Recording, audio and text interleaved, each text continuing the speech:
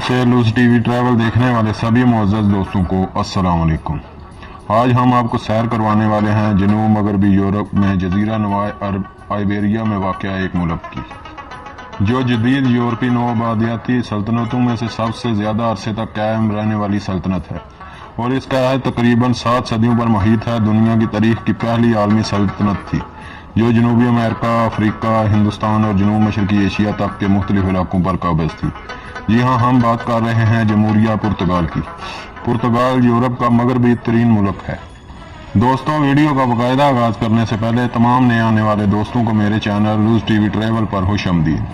अगर आपने अभी तक यूट्यूब पर मौजूद हमारा channel loose TV travel subscribe नहीं किया हुआ तो जल्दी से चैनल को सब्सक्राइब कर लें और साथ मौजूद बेल आइकन पर प्रेस कर दें ताकि तमाम मालूमाती वीडियोस के नोटिफिकेशन आपको बर वक्त मिलते रहें।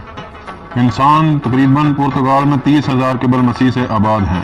जब दुनिया बर्फ के दौर की गिरफ्त में थी, पहले पुर्तगाली शिकारी और माहीगीर थे। उन्होंने खाने के लिए पौधे भी जमा किए, उन्होंने चमड़े के कपड़े पहन रखे थे और उन्होंने पत्थर के औजार बनाए हुए थे। तकरीबन 5,000 क़बल मसीह में काश्तकारी पुर्तगाल में मुतारफ करवाई गई, ताहम काश्तकारी पत्थर के औजार इस्तेमाल करते रहे।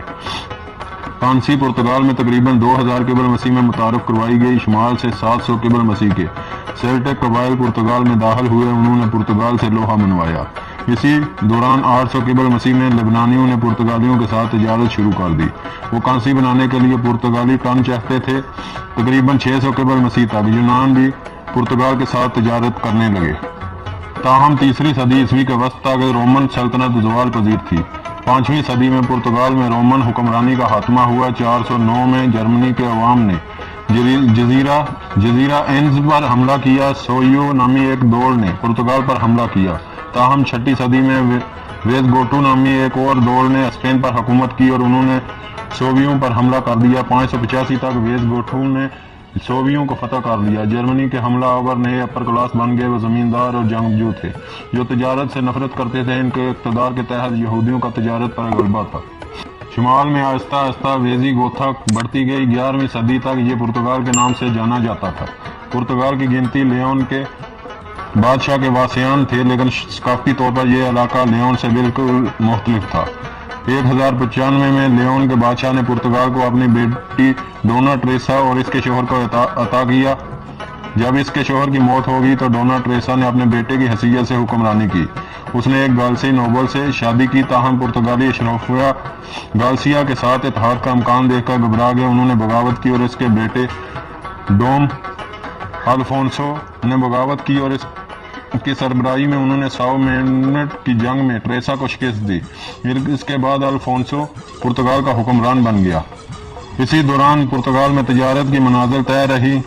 यहूदियों का शहरों में होना अहम है। पहली पार्लियामेंट या कोर्ट्स का इजलास 1211 में हुआ। पहले सिर्फ पादरियों और शराफत की नुमाइंदगी की गई, ताहम किंग बेंस ने ताजर तबके को नुमाइंदे भेजने की इजाज़त दी, जो इनके बढ़ती हुई अहमियत की अलामत है। 13वीं सदी के वस्त से लिस्बन पुर्तगाल का दारुल हुकूमत बन गया। 1290 में पुर्तगाल की पहली यूनिवर्सिटी लिस्बन में कायम हुई। इसके बाद अलावा दीनी दौर में देवदार जंगलात लगाए गए थे और खेती बाड़ी की मार्श लैंड को बहा दिया गया था। फिर 14वीं सदी के आखिर में पुर्तगाल एक जंग की तरफ राग़िब हुआ जब बादशाह फर्नांडो की वफात हुई। इसकी बेटी बेटरेज मलका बन गई, ताहम इसकी शादी कास्टेल के जवान से हुई थी। कुछ पुर्तगालियों को अंदेशा था कि पुर्तगाल कास्टेल के साथ मुत्तहिद हो जाएगा, खुद मुख्तियार हो जाएगा। वो सरकशी में उठे। कास्टेल के बादशाह ने अपनी अहलिया की हमायत के लिए पुर्तगाल पर हमला किया। जंग 2 साल तक जारी रही। आखिर कजलाइयों को पुर्तगाली फौज ने अंग्रेजी आर्चर के जरिए सपोर्ट किया। इसके बाद डोम जुआओ बादशाह बना और पुर्तगाल आज़ाद रहा। इस वक्त शहजादा हेनरी ने एक उम्दा फन का रुख किया। उन्होंने पुर्तगाली कप्तानों को जहाज और रकम भी फराम की। पुर्तगाली बहरी जहाज़ों ने आगे और आगे की मुहिम जई की। जब शहजादा हैरी की मौत हुई, पुर्तगाली सेरालोन तक चले गए थे। पुर्तगाल का कुल रकबा 92,212 मरबा किलोमीटर है। 2018 के सर्वे के मुताबिक इस मुल्क की आबादी 1 करोड़ 60 लाख नफूस पर मुश्तमिल है। पुर्तगीज़ी यहाँ की सरकारी जुबान है। पुर्तगीज़ी सल्तनत दुनिया की तारीख की पहली आलमी सल्तनत थी जो जनूबी अमेरिका, अफ्रीका, हिंदुस्तान और जनूब मशरकी एशिया तक के मुख्तलिफ इलाकों पर काबिज थी।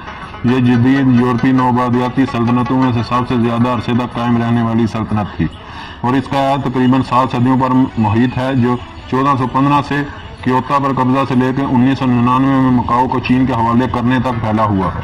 جزیرہ نما امیرائی کی عمومی خلافت کو فتح کرنے کے بعد آج کا پرتگال بیشتر جدید اسپین کے ساتھ 726 اور 1249 کے درمیان الاندلس کا حصہ تھا۔ یہ اصول شمال میں کچھ دہائیوں سے لے کر جنوب میں 5 صدیوں تک رہا۔ 1 فروری 1908 کو پرتگال کے بادشاہ ڈوم کارلوس اول اور اس کے وارث ظاہر اور اس کے بڑے بیٹے پرنس رائل ڈوم لوس الپائی ڈیوک آف برگنزا کو لزبن میں قتل کیا گیا۔ تیریرو دو پاگوس شمالی پرتگالی جمہوریہ کے کارکن انقلابی الفریڈو لوس دا کوسٹا اور مینول بووا کے ذریعے اس کے حکمرانی کے تحت پرتگال 2 بار دیوالیہ قرار پایا تھا، پہلے 14 جون 1852 کو اور پھر 10 مئی 1902 کو۔ معاشرتی انتشار، معاشی بدحالی، مشتعل احتجاج، بغاوت اور بادشاہت کی تنقید کا باعث بنا۔ اس کا دوسرا اور سب سے چھوٹا بیٹا پرتگال کا مانویل دوم نیا بادشاہ بنا، لیکن آخرکار 5 اکتوبر 1910 کو پرتگالی جمہوریہ انقلاب کے ذریعے ان کا تختہ الٹ دیا گیا، جس نے بادشاہت کا خاتمہ کیا اور اس کی تنصیب کی۔ پرتگال میں جمہوریہ حکومت ہے، جس کی وجہ سے وہ اور اس کے شاہی خاندان لندن میں جلا وطنی اختیار کر گئے۔ نئی جمہوریہ میں بہت سارے مسائل تھے۔ پرتگال میں صرف 15 سالوں میں 45 مختلف حکومتیں تھیں۔ پہلی جنگ عظیم کے دوران پرتگال نے اتحادیوں کو مرکزی طاقتوں سے لڑنے میں مدد فراہم کی، لیکن جنگ نے اس کے کمزور معیشت کو نقصان پہنچایا۔ سیاسی عدم استحکام اور معاشی کمزوریوں کے دوران یہ انتشار اور بدامنی پھیلی ہوئی تھی۔ پرتگالی فرسٹ جمہوریہ یہ حالات شمال کی ناکام بادشاہت کا باعث بنے۔ 28 مئی 1926 میں بغاوت اور قومی ڈکٹیٹرشپ کی تشکیل اور اس کے نتیجے میں 1932 میں اینتھونیو ڈی اولیورا کے تحت ایسٹاڈو نووو کی دائیں بازو کی آمریت قائم ہوئی۔ اس حقیقت کے باوجود کہ انسانوں نے پرتگال کے علاقے پر ہزاروں سالوں سے قبضہ کیا، ابھی بھی اصل پودوں کی کوئی چیز باقی ہے۔ گیرس میں دونوں پختہ اور شنکدار جنگلات پائے جاتے ہیں۔ ایک انتہائی نایاب دنیا بھر میں بالو بحر روم کا جنگل دنیا میں اس کے سب سے بڑے مستقل علاقے کا احاطہ کرتا ہے۔ مڈیرا مین جزیرہ انسانی آبادی میں کمی اور دیہی تعین کی وجہ سے پیرنن بلونت اور دیگر مقامی درخت متعدد لاوارث علاقوں کو آباد کر رہے ہیں۔ پرتگال ایک نیم صدارتی جمہوریہ ہے۔ حکومت کی سربراہی مقرر وزیر اعظم کرتے ہیں، جس میں ایک یا زیادہ نائب وزیر اعظم، وزراء، ریاست کے سیکرٹری اور ریاست کے انڈر سیکرٹری بھی شامل ہیں۔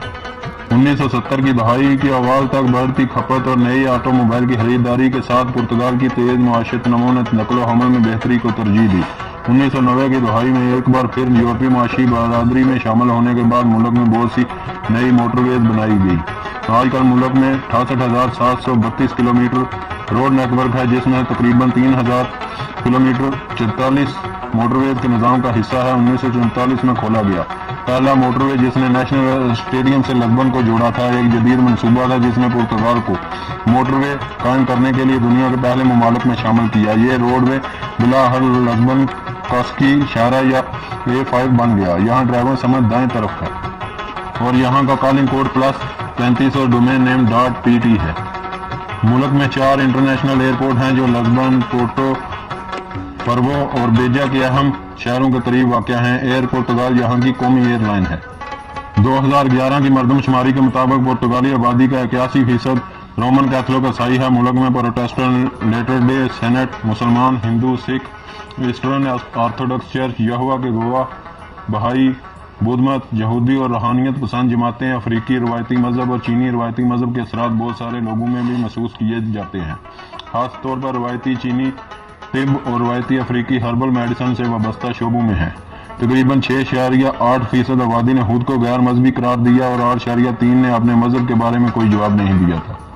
افواج پرتگال کی 3 شاخیں ہیں، نیوی، بری اور فضائیہ۔ وہ بنیادی طور پر ایک دفاعی قوت کے طور پر کام کرتے ہیں جس کا مشن ملک کی علاقائی سالمیت کا تحفظ اور ملک اور بیرون ملک انسانی ہمدردی کی مدد اور سلامتی فراہم کرنا ہے۔ 2008 تک ان تینوں شاخوں میں 39,200 فعال اہلکار شامل تھے، جن میں 7,500 خواتین شامل ہیں۔ 2009 میں پرتگالی فوجی اخراجات $5 بلین تھے۔ پرتگالی حکومت بہت زیادہ مقروض ہے اور اس کو 78 ارب یورو کی بیل آؤٹ ملی ہے۔ مئی 2011 میں یورپی یونین اور بین الاقوامی مالیاتی فنڈ معاہدے کے حصے کے طور پر ملک نے اپنے بجٹ خسارے کو 2010 میں GDP کے 9.8% سے گھٹاتے ہوئے 2011 میں 5.9%، 2012 میں 4.5% اور 2013 میں 3% تک کم کرنے پر اتفاق کیا۔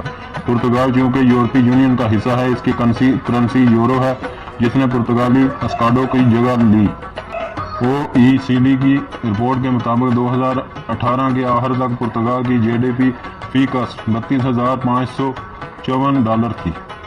زیادہ تر صنعتیں، کاروبار اور مالیاتی ادارے لزبن اور پورٹو میٹروپولیٹن علاقوں میں مرکوز ہیں۔ ہیومن ڈیولپمنٹ رپورٹ کے مطابق پرتگال میں اوسط عمر 82 سال ہے۔ پرتگالی کھانے بہت متنوع ہوتے ہیں۔ پرتگالی بہت سارے خشک مساک استعمال کرتے ہیں، جس کے لیے سینکڑوں ترکیبیں ہیں۔ گائے کے گوشت، سور کے گوشت، بھیڑ، بکرے یا مرغی سے بنی پرتگالی گوشت کی ترکیبیں بہت مشہور ہیں۔ پرتگال کا مشہور کھیل فٹ بال ہے۔ یہاں مقامی سطح سے لے کر عالمی سطح کے پیشہ ورانہ سطح تک فٹ بال کے متعدد مقابلے منعقد ہوتے ہیں۔ اب بھی پرتگالی فٹ بال کی تاریخ کا ایک اہم علامت ہے FIFA World Cup player of the year فاتح لوئس فیگو اور فیفا بالن ڈی آر جیتنے والے رونالڈو پرتگالی فٹ بال کے 2 عالمی کھلاڑی ہیں۔ پرتگالی فٹ بال کے مینیجر بھی قابل ذکر ہیں، اس میں جوس مورینو مشہور ہیں۔